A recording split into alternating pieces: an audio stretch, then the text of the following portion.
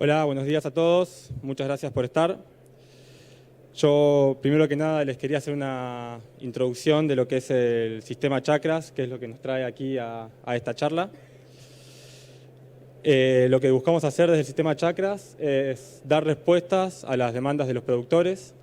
Nos destacamos por abordar los problemas con un abordaje sistémico y trabajamos bajo dos banderas, que son el aprender produciendo, porque las respuestas a las demandas de los productores se dan en sus propios establecimientos, y por el protagonismo en red, porque todos los actores del sistema aportamos nuestra visión y nuestro punto de vista desde el lugar que nos toca.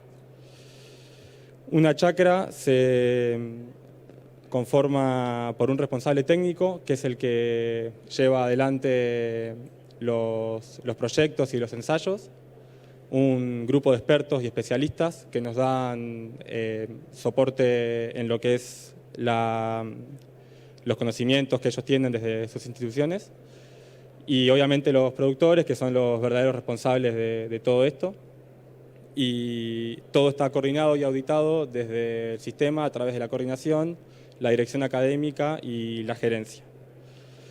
La chacra que hoy nos convoca es VIMPA, cuya finalidad es ajustar sistemas productivos sustentables bajo riego en los valles norpatagónicos. Así que les voy a presentar a los disertantes, ya los nombraron. Alfonso Cerrota es ingeniero agrónomo, recibido de la Universidad Nacional del Sur. Tiene un doctorado en Ciencias Agrarias y actualmente es el responsable técnico de la chacra VIMPA. Está trabajando en investigación y desarrollo a campo. Roberto Simón Martínez es ingeniero agrónomo, Master in Science en Ciencias Agrarias y doctor en Ciencias e Ingeniería Agrarias de la UCLM de España. Es investigador en el INTA Valle Inferior del Río Negro en riego y manejo de cultivos. Además, es docente de hidrología y de riego. Y Guillermo Pailé es ingeniero agrónomo, especialista en siembra directa, socio fundador y ATR de APRESIR Regional Tres Arroyos. Es integrante de la chacra VIMPA y aparte productor y asesor de empresas agropecuarias. Muchas gracias.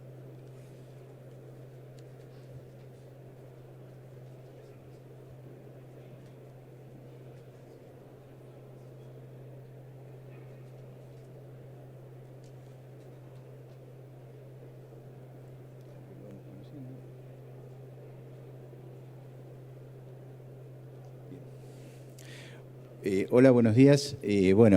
Muchas gracias por la presencia y muchas gracias a Presid por la invitación. Y gracias en el tiempo más atrás a todo lo que es el sistema chacras, a Rodolfo Gil, que en su momento comenzó con esto y sigue con todo esto, y que en realidad es un aporte muy grande, considero yo, a la innovación, y desde el punto de vista de los técnicos de INTA, que es mi caso, y de los técnicos de distintas instituciones que estamos aportando, es un aporte, pero recibimos un aporte muy grande con la posibilidad de trabajar, en el territorio y con la posibilidad de muchas cuestiones relacionadas con la innovación. Bueno, el tema de esta charla, cuando se planteó el tema, es riego por aspersión de alto potencial, herramientas para la toma de decisiones.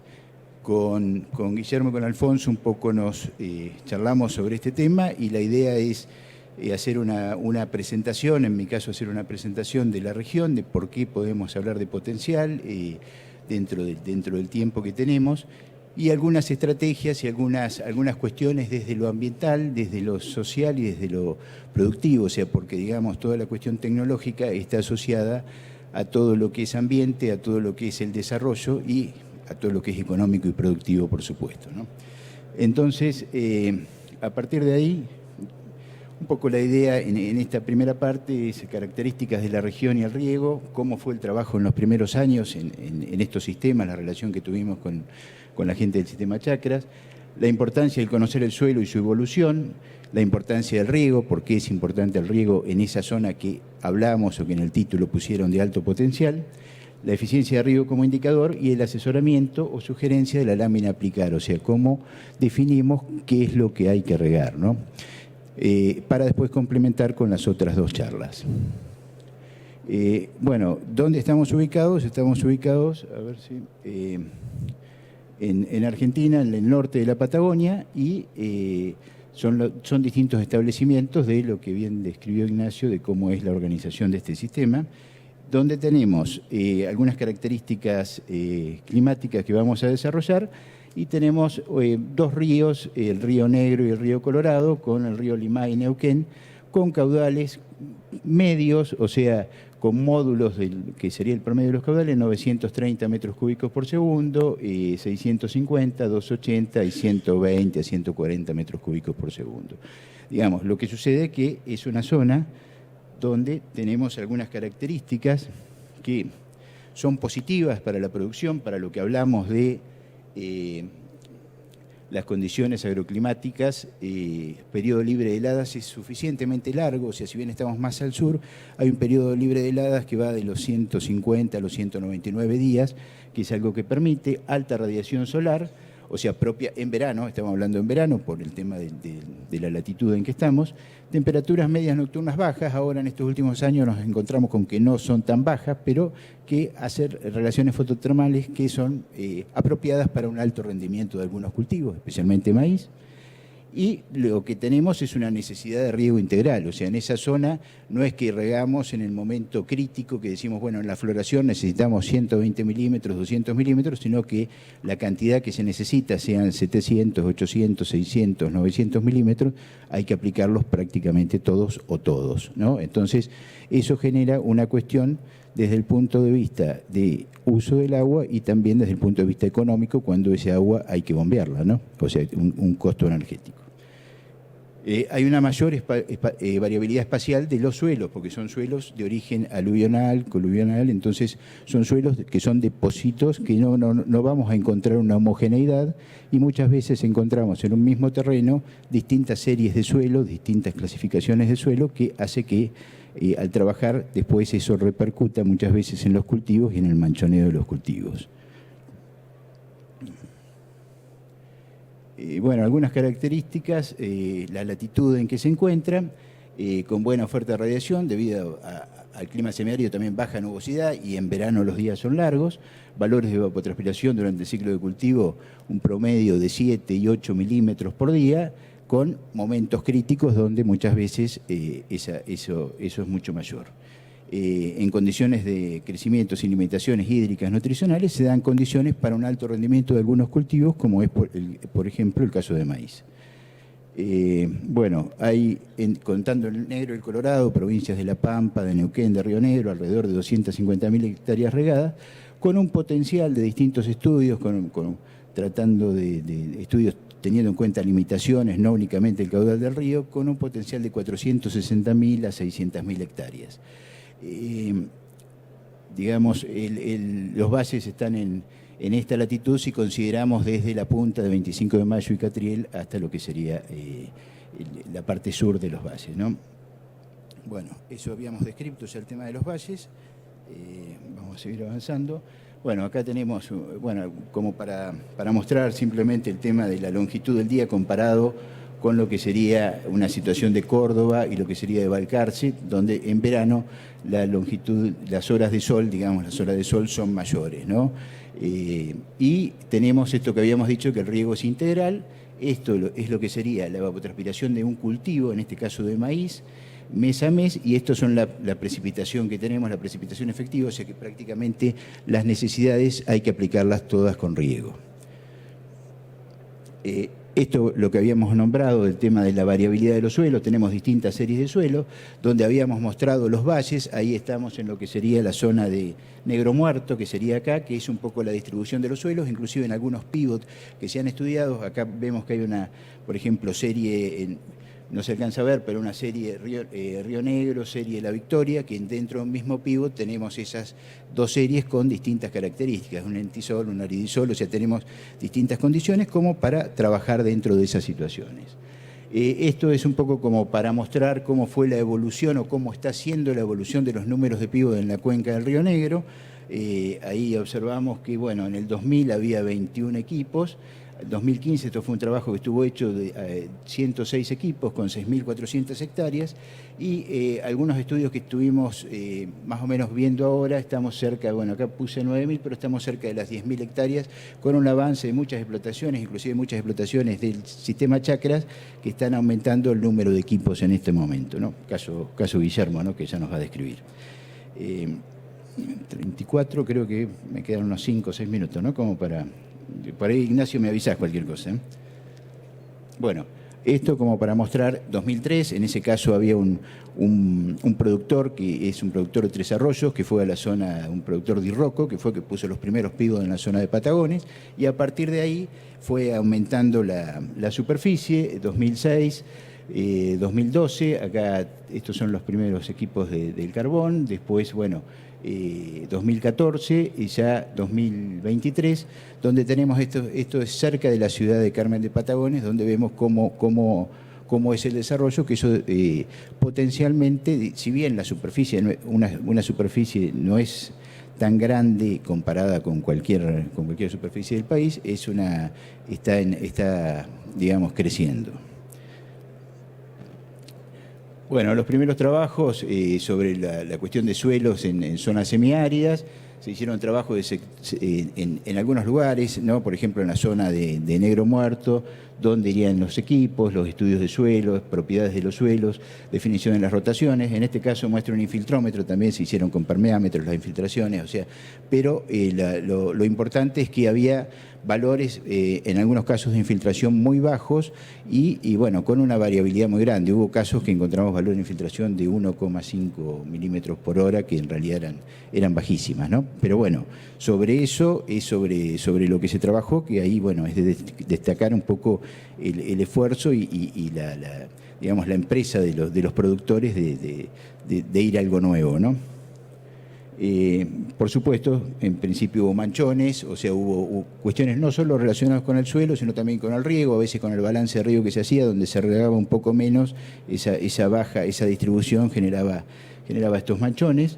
Y esto es un monitoreo de rendimiento de los primeros años, ¿no? Donde se ve, este es un cultivo de maíz, donde se ven con distintos colores, distintos rendimientos, donde vemos valores de 4.200 a algunos puntos de arriba de 15.000 kilos por hectárea, pero se ve una variabilidad muy grande propia de los primeros años, cosa que, bueno, ahora se da que justo los equipos locales, estamos lejos como para a veces llevar equipos de la zona núcleo, no están cosechando con monitoreo de rendimiento, pero es la uniformidad que hay ahora. Hemos hecho muestreos, bueno, con Alfonso se han hecho muestreos y hay una homogeneidad mucho más grande, ¿no?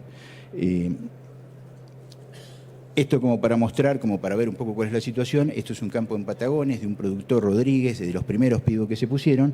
Después de 2 años de maíz, esto es el rastrojo que quedó de maíz, con una dificultad muy grande como para poder trabajar sobre eso. Entonces, lo importante de las rotaciones, o sea, en el tema de la materia seca que queda, también es muy importante la rotación con cultivos que de alguna manera favorezcan después la labranza. Por eso es muy importante la soja, se está trabajando mucho en soja dentro de la rotación, más allá que con la soja hay que trabajar fuerte con el tema de las temperaturas y con los ciclos, con los grupos que hay que trabajar, pero digamos, es una situación donde esos temas hay que manejarlos.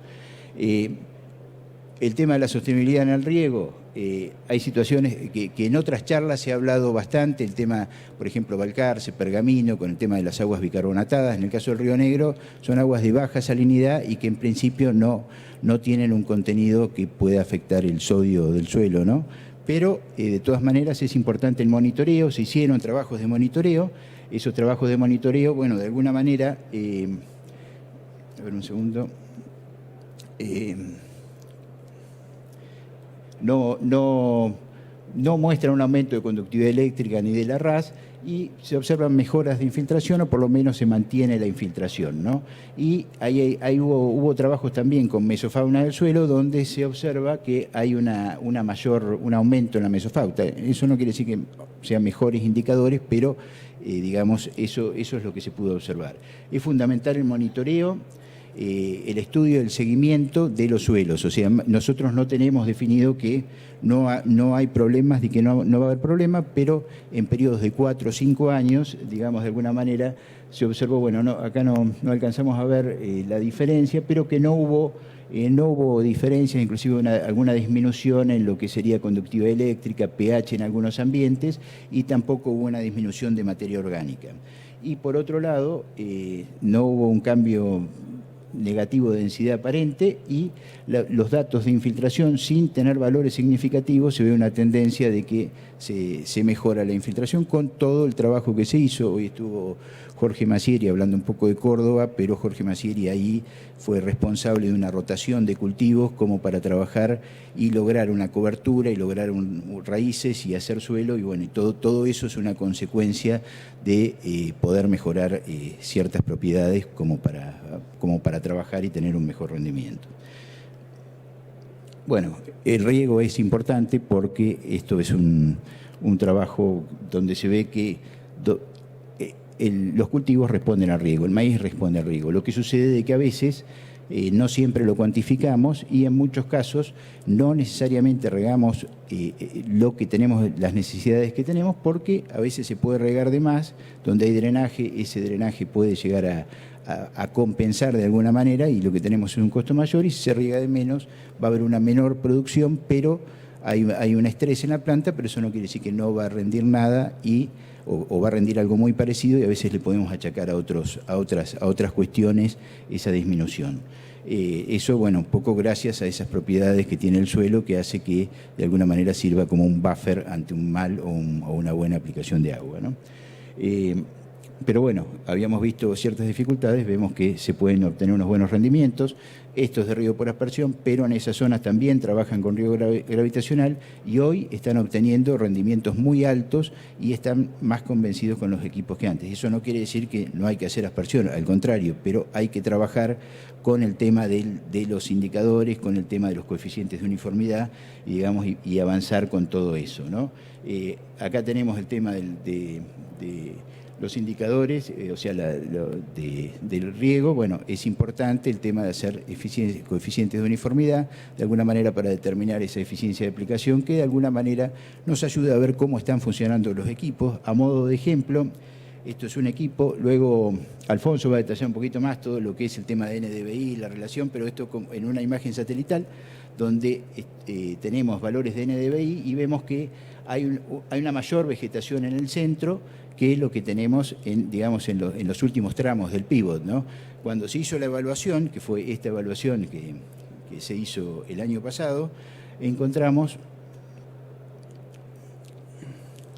se encontró que, bueno, esta era la pluviometría a lo largo del centro del pivot hacia el final del pivot, ¿no? O sea, desde el centro hacia el final, y nos encontramos con que, bueno, más allá de alguna variabilidad que siempre está, hay una lámina mucho mayor en toda esta parte que en esta parte. Bueno, esto lo trabajamos con el responsable del campo, con Cristian. Él también estuvo haciendo la evaluación, y bueno, a partir de ahí se ve qué temas tocar dentro del equipo como para poder mejorar eso, que eso se pudo hacer después inmediatamente. Pero, digamos, a veces el tema de conocer ciertos indicadores es importante para ver cómo se está trabajando sobre equipos que trabajan de maravilla. No es que, a pesar de todo eso, no hubo una gran variación después de rendimiento, pero todo eso ayuda a que a veces sean algunos kilos de diferencia que mejoran la productividad y digamos, el margen bruto. Un poco como para cerrar, se está trabajando con un proyecto Fontagro para digamos, como para de alguna manera trabajar sobre las necesidades de cultivos, trabajando con la vieja ecuación de FAO, que es la que usamos, que es la de FAO 56, que es decir, bueno, en lugar de con la evapotranspiración que nos dan las estaciones meteorológicas y un K sub C, obtenemos las necesidades de cultivo, que a veces lo que más cuesta es obtener el K sub C, porque decir, bueno, en qué momento está el cultivo, cómo andamos, y tenemos que recorrer, y de alguna manera con las imágenes se ha obtenido una buena correlación, que la va a describir Alfonso, y lo va a detallar Alfonso, con lo que se puede trabajar, y hay algunas plataformas con las que hemos estado trabajando, con productores. acompañado con el tema de sensores. El dato de sensores es importante, no solo como un dato que reemplace, que no necesariamente reemplaza el muestreo gravitacional del suelo, pero de alguna manera nos puede indicar hasta dónde llega el agua, a qué profundidad y cómo estamos regando. Esto es un ejemplo a partir de esa plataforma de cómo dar una tabla para el asesoramiento del riego.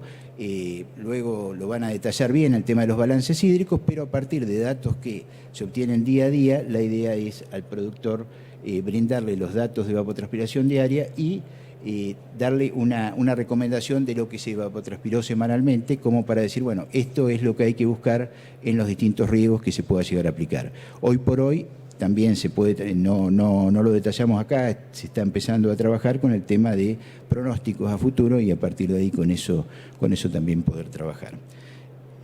Bueno, en este caso era un cultivo de maíz para semilla y por eso es que digamos por ahí los valores son un poquito más bajos de lo que uno esperaría, pero bueno, como verán, es una producción que se está incrementando bastante en la zona.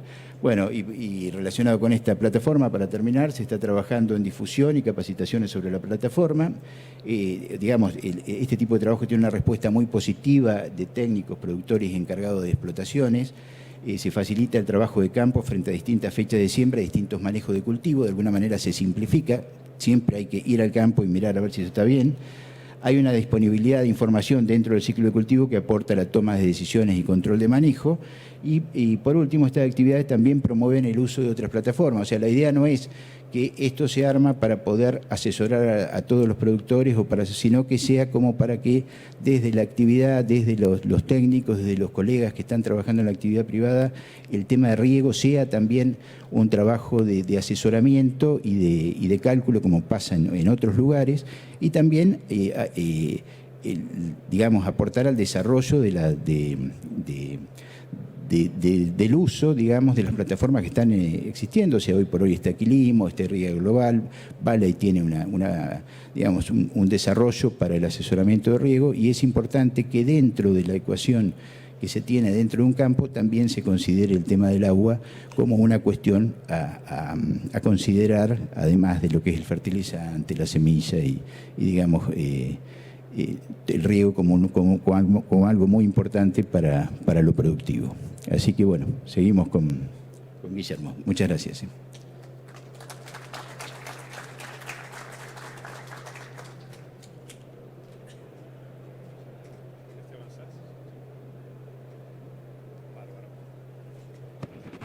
Buenos días, gracias a Presid, gracias público.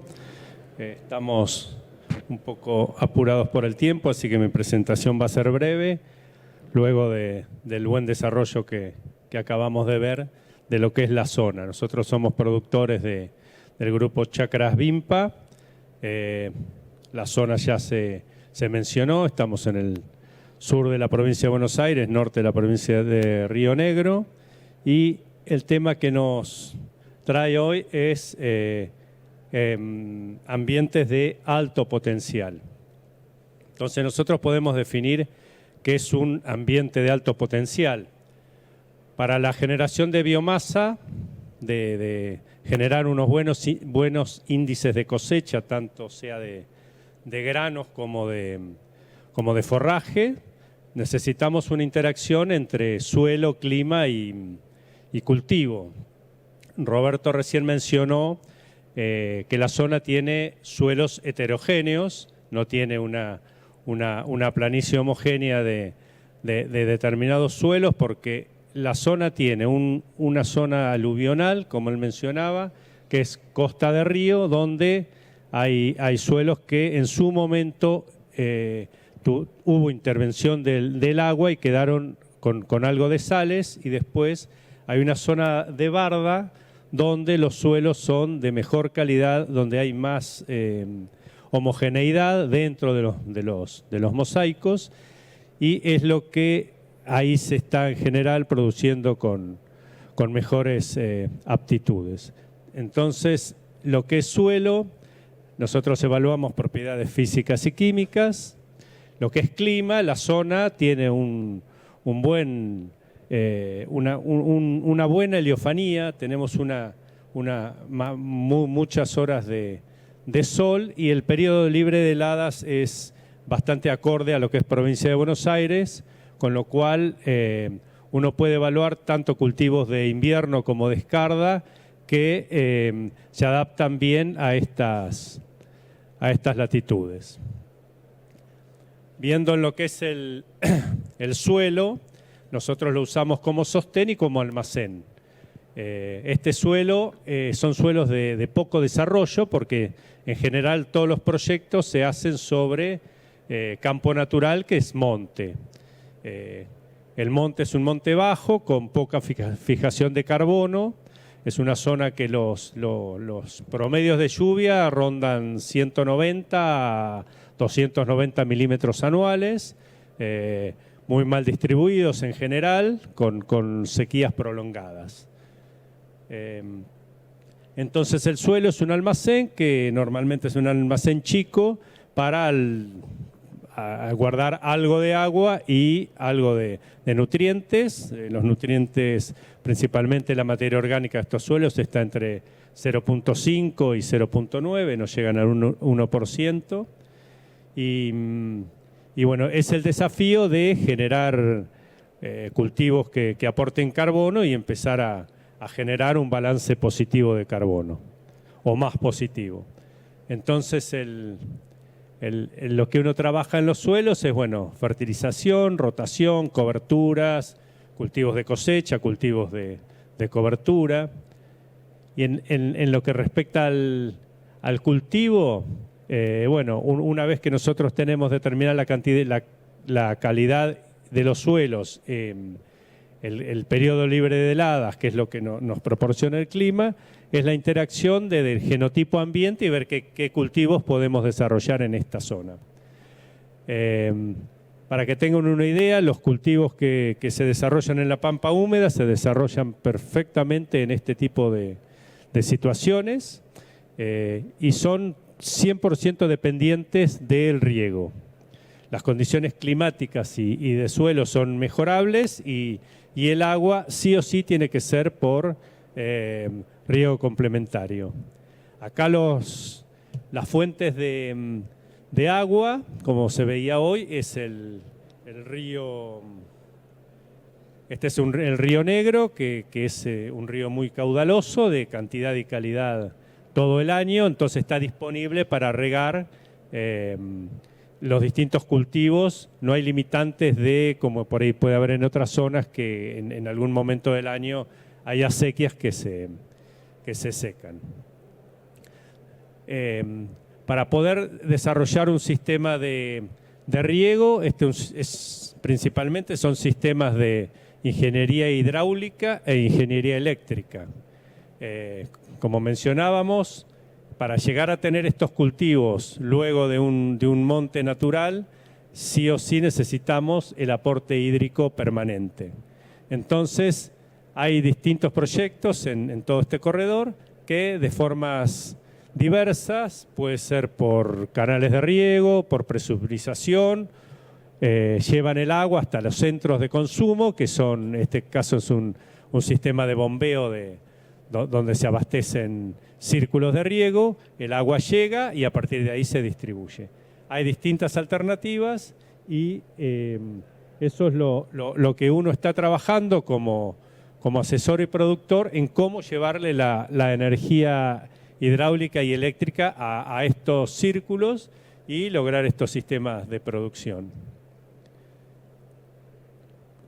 El monte que nosotros tenemos es monte bajo. Entonces, esta es la primera intervención que se hace en los montes. Puede ser con un sistema de rolado o con un sistema de directamente remoción de suelo, y se remueve todo este material, después se pasa un rastrillo de monte, se acordona, se interviene la quema, se saca algo de leña gruesa que tiene un valor económico, y a partir de ahí se empiezan a trabajar todos los desarrollos de estos sistemas. Generalmente, como mencionaba, se veía hoy, hay para poder avanzar rápido el sistema de riego por pivot es lo que nos permite generar más superficie en menor tiempo. Hay otros sistemas que ya están arraigados, que es el manto de riego, y también tenemos lo que es sistema de cintas, avances frontales y demás. La mayoría de los proyectos se están dando con avances de pivot. Una vez que de esta situación pasamos a cultivos de invierno, cultivos de verano y interacción con la ganadería.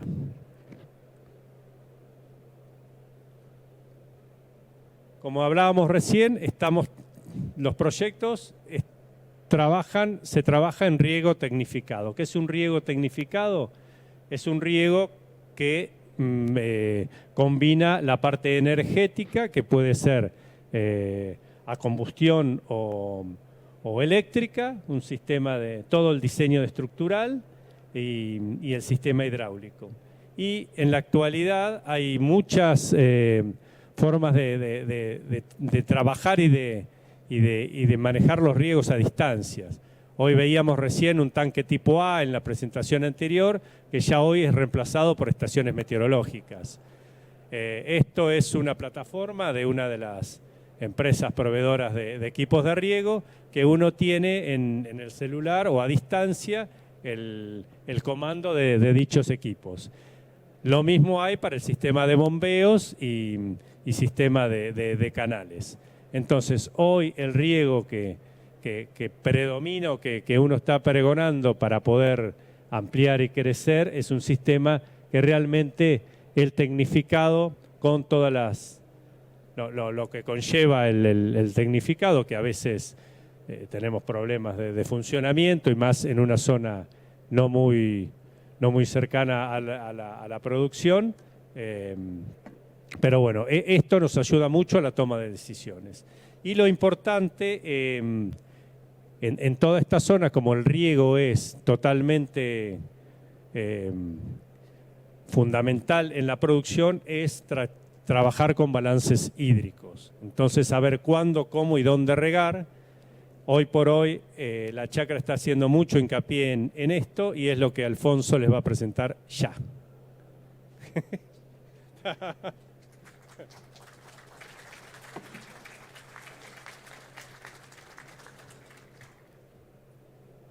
Buenos días. ¿Cómo se cambia?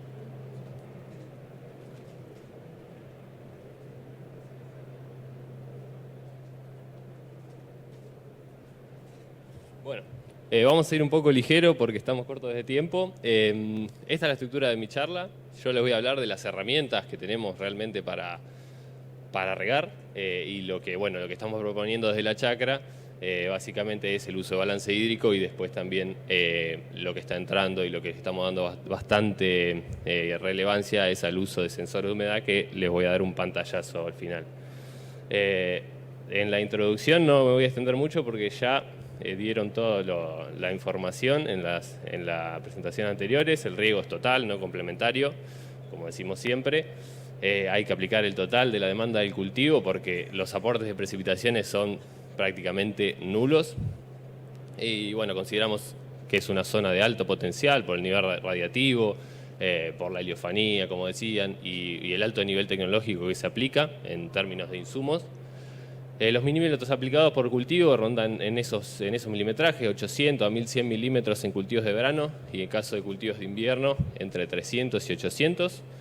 Los equipos están dimensionados para aplicar entre 9 y 15 milímetros diarios, es decir, son láminas bastante grandes, y los pivots son de entre 50 y 100 hectáreas, no más de eso, para no tener problemas de infiltración en los sectores, en los aleros o en los últimos tramos del pivot. En algunos casos se incurre en el manejo de los pivots por mitades, por una cuestión de si desfasamos en los picos de demanda mediante cultivos de invierno con cultivos de verano, podemos duplicar el milimetraje en una de las mitades. Son sistemas que apuntan a tener escala, y también, como dijo Roberto, tenemos suelos muy heterogéneos y esas dos situaciones de valle y de barda.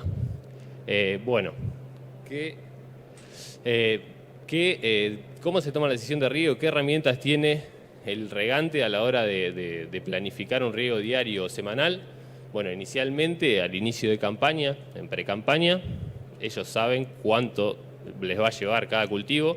Ahí tienen un ejemplo de maíz, cuántos milímetros les va a llevar en cada una de las semanas del ciclo. Esa es una de las herramientas que ya viene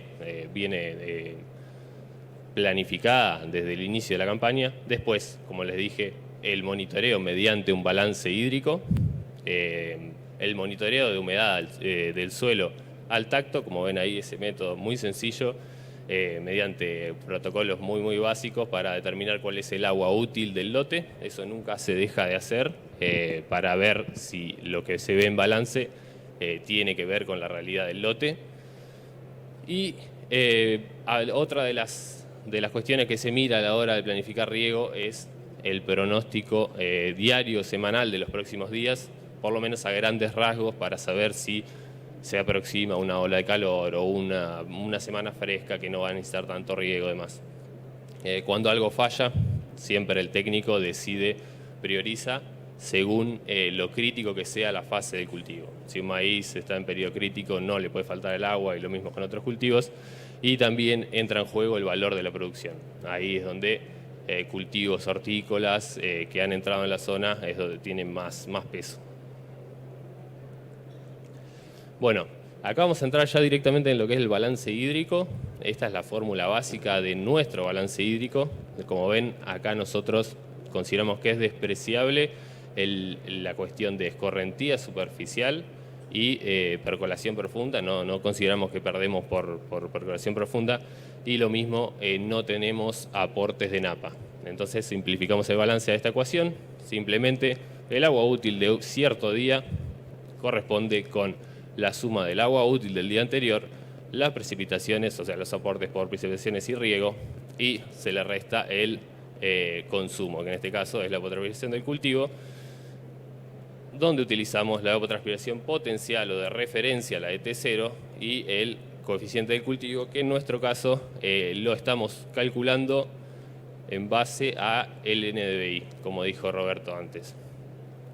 Por lo tanto, bueno, acá les comento el KC. Es como para refrescar, ya todos lo conocen, lo que es el coeficiente, es la comparación versus la situación de referencia, ese pasto de 12 centímetros sin limitante de aguas que propone FAO.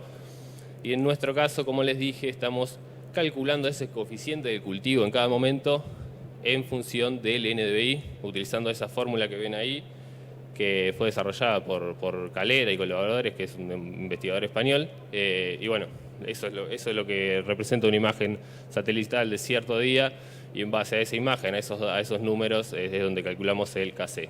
Ahí tiene una comparación del KC calculado por NDVI versus el propuesto por FAO. Ven que tiene cierta lógica, pero consideramos que el KC calculado por NDVI es más representativo, es escalable, es práctico y refleja mucho mejor la realidad de nuestro lote. Bueno, acá vamos directamente, mira, se ve muy feo los colores, pero esta es la tabla, la planilla de cálculo que nosotros usamos para llevar adelante nuestro balance hídrico, y de esa forma simular la dinámica del agua útil. En las filas, en cada una de las filas de esta tabla tenemos todos los días, vamos llevándolo día a día, y en las columnas tenemos un montón de información y los inputs, o sea, los datos que tenemos que agregar al balance. En este caso tenemos, bueno, la evapotranspiración potencial, que eso es un dato que sacamos de estación meteorológica, el KC que calculamos mediante la imagen de NDVI del lote, y los aportes por lluvia y riego. Ahí en esta columna es el cálculo de agua útil día a día que vamos calculando mediante la fórmula que les mostré anteriormente. Otro de los inputs que tienen estos balances, estas planillas de cálculo, que originalmente fue desarrollada por Rodolfo Gil, y en la chacra le fuimos dando cierto dinamismo, fuimos cambiando algunas cosas y adaptándolo. Estos inputs que ven acá se agregan una vez en el ciclo, o se va modificando según el avance en el caso de la eficiencia de aplicación de riego, y son la profundidad efectiva del lote puntual que estamos llevando adelante el balance, el agua útil total que puede almacenar nuestro suelo, o sea, el tamaño de la maceta, de la capacidad, y el agua útil inicial del lote a partir de donde nosotros empezamos a simular la curva. Acá ven graficado esta misma tabla, en este caso está en verde el agua útil de ese lote, va día a día, y en esta línea punteada se puede ver el umbral de estrés, que es otra variable que les voy a explicar a continuación y es muy importante porque es la que nos va a marcar si nos encontramos en una situación favorable con el agua útil correcta o tenemos el cultivo estresado. Bueno, lo que les decía, el umbral de estrés es el nivel de humedad por sobre el cual el agua está fácilmente aprovechable por el cultivo y por debajo del cual el cultivo ya entra en estrés, está evapotranspirando menos de lo que podría.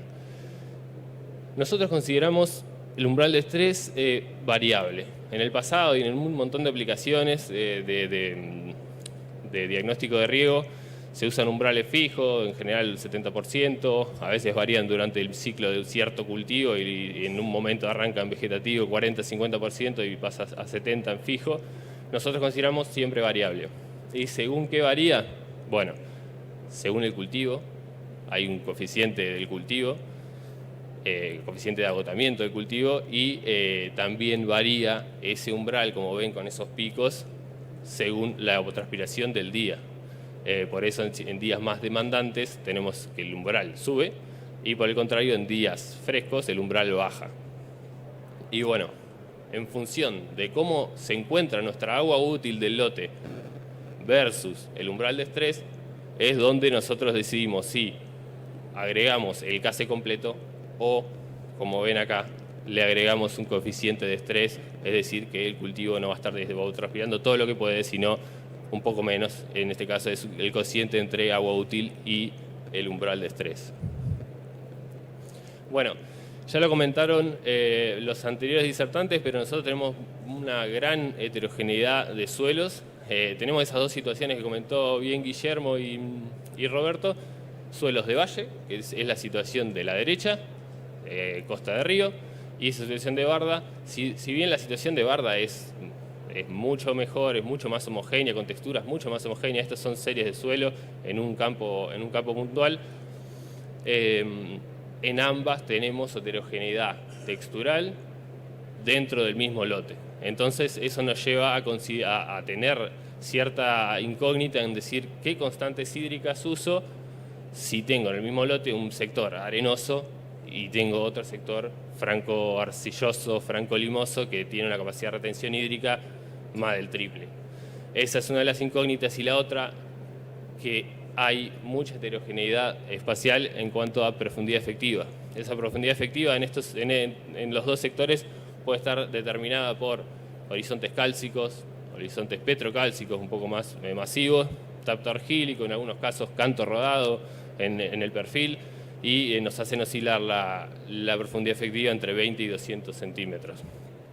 Entonces, la incógnita es en base a qué parámetro calculo el agua disponible, o sea, el tanque de mi suelo. Bueno, ahí es donde se usa en general el criterio de tomar el sector de suelo que sea representativo en superficie, que sea el más limitante en cuanto a capacidad de retención hídrica. Es decir, si tengo dentro de 45 o dentro de 90 hectáreas, tengo 30 hectáreas que son arenosas o francoarenosas, bueno, considero esa textura para calcular mi tanque, para que no tener un lote tan desparejo. Bueno, las dos aplicaciones que tiene el balance hídrico son, una, llevar el balance hídrico en tiempo real, es decir, día a día tengo un técnico que me va cargando los datos de los inputs que les comenté, la evapo, las precipitaciones, el riego, lo va cargando día a día, el casé, por supuesto, lo va cargando día a día, y entonces voy simulando la dinámica de agua del lote día a día. Y ahí, como ven en el gráfico, me sitúo en el día de hoy y veo en qué situación estoy. Acá bajé, acá estuve muy cerca del umbral de estrés, acá el agua útil estoy bastante holgado, me puedo dar ciertas atribuciones y dejarlo de regarlo. La información que tiene a la mano el técnico de riego con este tipo de usos es el estado actual del lote, cuánto estoy por sobre o por debajo del umbral de estrés y cuántos días pueden pasar sin que lo riegue si es que se mantienen las condiciones climáticas del día de hoy o similares. El otro uso que le damos a los balances hídricos es los análisis ex post, o sea, en análisis de campaña, miramos para atrás, hacemos análisis de todos los balances hídricos y decimos, bueno, ¿cómo regamos? ¿Qué podemos ajustar para la próxima campaña? ¿Cómo incidió nuestro riego en el rinde? Y bueno, y en base a la lectura de todos los balances, de cada uno de los balances de los lotes, es donde se desprenden un montón de indicadores de calidad de riego, es decir, puedo decir, bueno, mira, se correlacionó mucho el rinde con el estrés que tuve en periodo crítico y llenado, tuve tantos días de estrés seguidos, el número de indicadores que podemos extraer de esa tabla enorme es innumerable, siempre podemos encontrar un coeficiente mejor para analizar. Acá les voy a mostrar un par de ejemplos de esos análisis integrales de ex post, es decir, de campaña. Acá tenemos en un caso puntual de un campo, en una campaña de trigo en la 21-22. A la derecha tienen los 8 lotes, cada uno de esos lotes tenía su balance y está graficado los milímetros totales aplicados, o sea, que tuvo el lote versus el rendimiento en el eje de la CI. Ven que no hay una relación aparente, no tiene ninguna tendencia puntual. Y a la izquierda ven un gráfico del rendimiento versus el estrés en periodo crítico. Y ahí sí tenemos una buena correlación lineal positiva que nos indica que cuanto mejor riego, mejor rinde. Ese ETR sobre ETC es básicamente cuánto evapotranspiró el cultivo de lo que podría haber evapotranspirado. Cuando ese indicador se acerca a 1 es que no hubo estrés, y por el contrario, cuando baja mucho de 1 es que tuvimos estrés en el lote. Así que siempre decimos que la estrategia hídrica se debe enfocar en que no falte agua en los periodos importantes del cultivo, más allá de la lámina total que se le aplique. Hay que posicionar bien en los riegos para que no nos falte. Acá también seguimos con otro tipo de balance, en este caso con el otro tipo de usos. En este caso es un análisis de 5 campañas, o sea, ya me voy a evaluar varios lotes de varios años juntos. Acá en este caso tenemos 34 lotes de trigo de las últimas campañas para un campo puntual.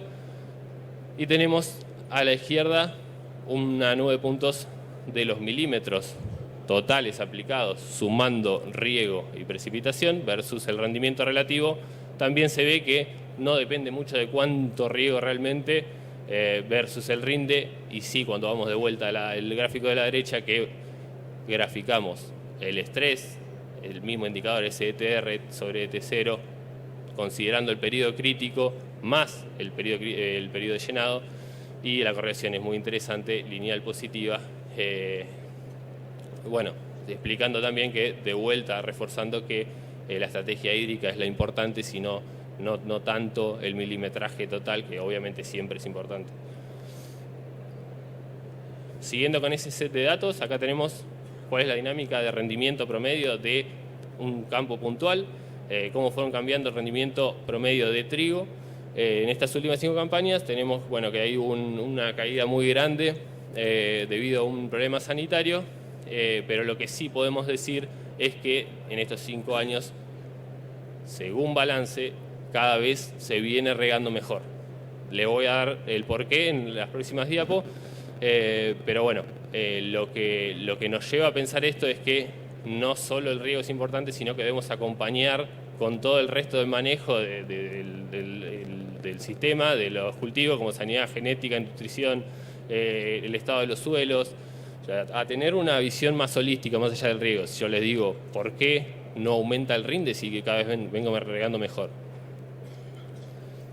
Acá ven de ese mismo set de datos cuál es la lámina aplicada en periodo crítico, y ven que en las últimas campañas no es que varió, no es que fuimos regando mayor milimetraje en el periodo crítico, sino que se mantuvo más o menos estable. Y cuando vamos al indicador ese de estrés, sí vemos que cada vez se ajustó mejor el balance, el riego, y llegamos a niveles de estrés 0, es decir, con esos niveles de 1 y 0,99 estamos diciendo que el cultivo no tuvo estrés en periodo crítico prácticamente. Y bueno, lo que les señalo ahí es el inicio del uso del balance hídrico en tiempo real, cómo mejoró la aplicación de riego en este campo puntual, en este caso en patagones. Bueno, lo que le iba a mostrar también, estamos muy cortos de tiempo, vamos a ir rápido, es el tema de sensores de humedad.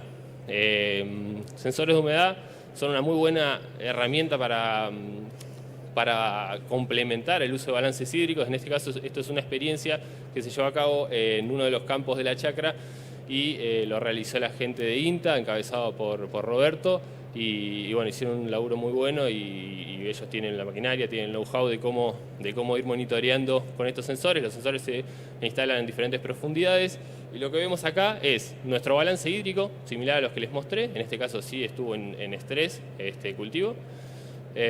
Y en amarillo tenemos la dinámica de humedad que nos arrojó la medición por los sensores de humedad. Y lo que vemos es que hay una muy buena correlación, son casi lineales las curvas, entonces nos valida o nos complementa al balance y nos indica que estamos trabajando bien.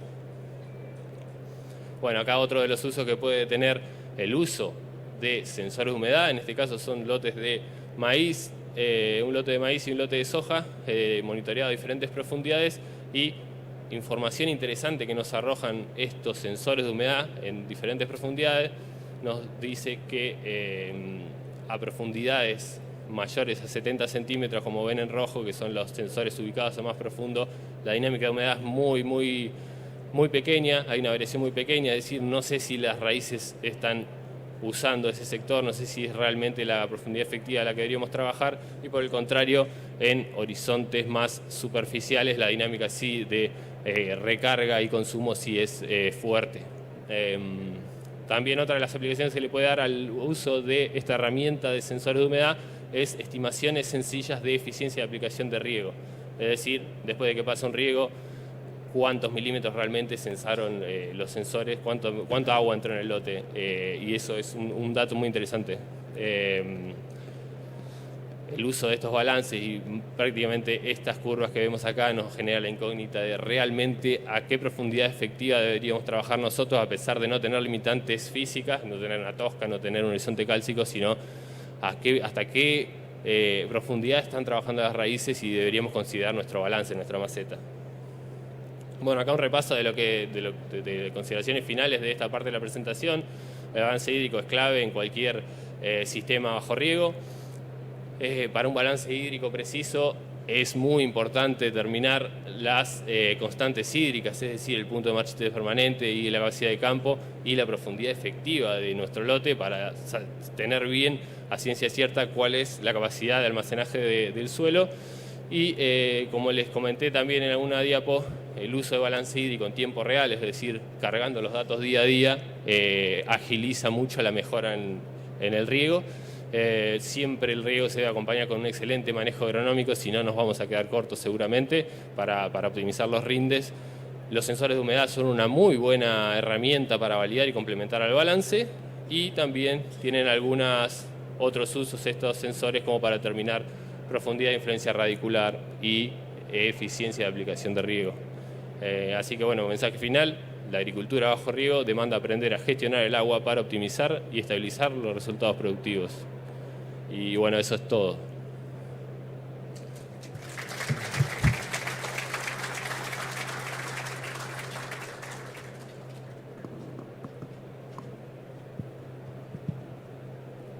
Bueno.